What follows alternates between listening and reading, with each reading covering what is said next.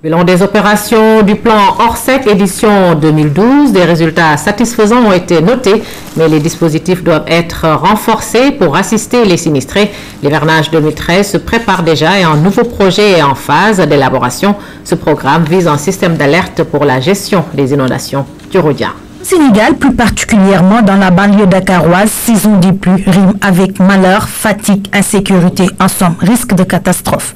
La protection de ces couches vulnérables devient une préoccupation majeure pour l'État et ses partenaires au développement.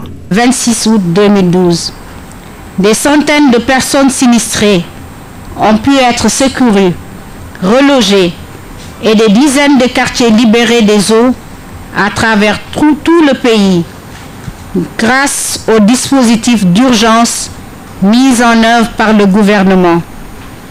Vous nous permettrez de saluer, au passage, l'engagement et le courage de tous ces hommes et ces femmes issus des structures nationales, locales et de la société civile qui se sont dévoués à la tâche pour mettre en œuvre le dispositif Orsec. Toutefois, en dépit des résultats appréciables obtenus dans le cadre du plan Orsec, nous devons accepter en toute modestie qu'une œuvre humaine est toujours perfectible. Beaucoup de programmes ont été mis en œuvre pour régler le problème des inondations, notamment le plan Orsec.